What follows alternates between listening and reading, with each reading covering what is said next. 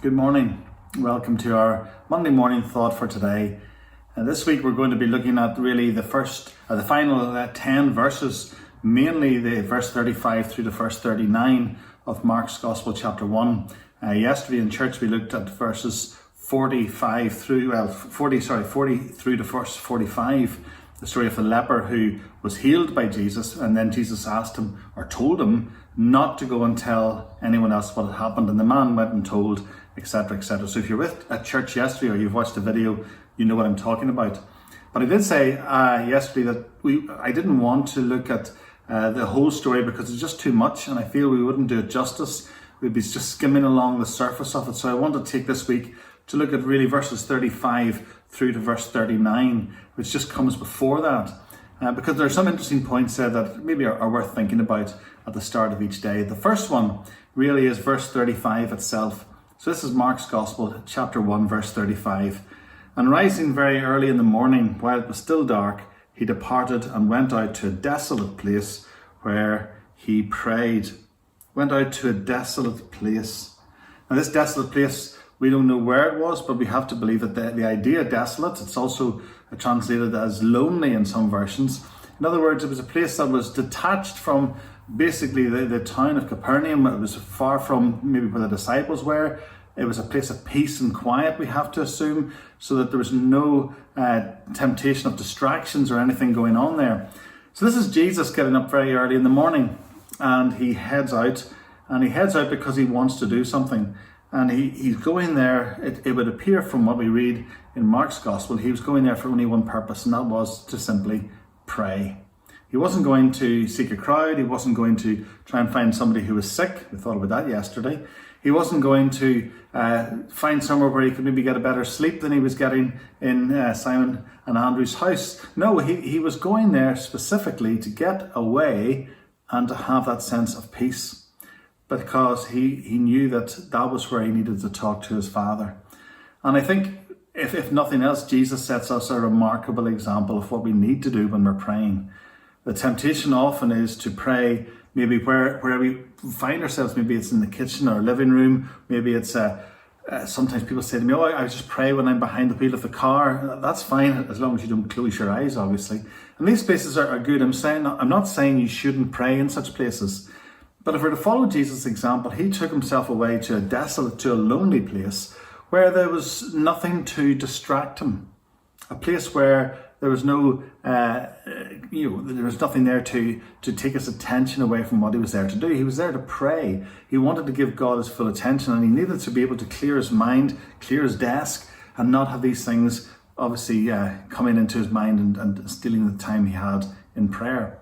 So the thought I want to leave you with this morning is, how is your own prayer life? Have you done an audit, I suppose you could call it, of your prayer life? Are your prayers just quick arrows that you fire up to heaven, hoping that somehow they'll hit the right mark, somehow God will hear your prayer, because you're almost too busy to pray? So often there's I'm reminded of a book I read years ago called Too Busy Not to Pray, which reminds us that the busier we find ourselves, the more we should be praying. And not praying because we want God to do things for us, but we want to come in line with God's will through our prayers, so that our prayers are changed because of our relationship with God. This reminds me of an account from C.S. Lewis's movie Shadowlands. You've maybe seen Shadowlands, maybe you've read the book, etc. But it's a movie about C.S. Lewis's life. And there's a wonderful part in it where I personally remember thinking long and hard about my own prayer life when I heard it. It's taken from the movie Shadowlands, and Lewis has returned to Oxford from London. While he was in London, he married his love, Joy Gresham. Joy was an American woman. They married in a private service that was held basically at her bedside, because Joy was dying of cancer at the time. And throughout the struggle of her illness, she and Lewis have been discovering this wonderful, deep love that they have for each other, and also for the Lord. And Lewis arrives back in college, and as he does so, he's met by Harry Harrington, who we're told is an Episcopal priest. And Harry asks Lewis basically what the news is. And the story goes, Lewis hesitates, then deciding to speak of the marriage, not the cancer, he says, good, thanks. I think, Harry, yes, things are good. Yes, thank you. Harrington, not aware of the marriage and thinking that Lewis is referring to Joy's medical condition, replies, oh, I know how hard you've been praying. Now God is answering your prayer. Then C.S. Lewis replies and said, that's not why I pray, Harry. I pray because I can't help myself. I pray because I'm helpless. I pray because the need flows out of me all the time, waking and sleeping. It doesn't change God. It changes me. And if we are people who think we don't need to be changed, then we need to be praying. But we need to be praying in such a way that we are open to what God can do in and through us by changing us, by bringing us more in line with His will. It's so easy for us to think, yeah, I know what I'm doing. Everything's fine. If I need to pray, I'll pray about something. But in actual fact, God most likely is wanting to change us, to make us more like Jesus Christ. And He does that through our praying to Him, our submitting to His will. And so asking you the question this morning, how's your prayer life?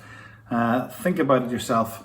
Has God been changing you through your prayer life? Or have you somehow, like most of us do at some stage, have you been trying to change God? We thought for you today at the start of a Monday morning, start of a new week.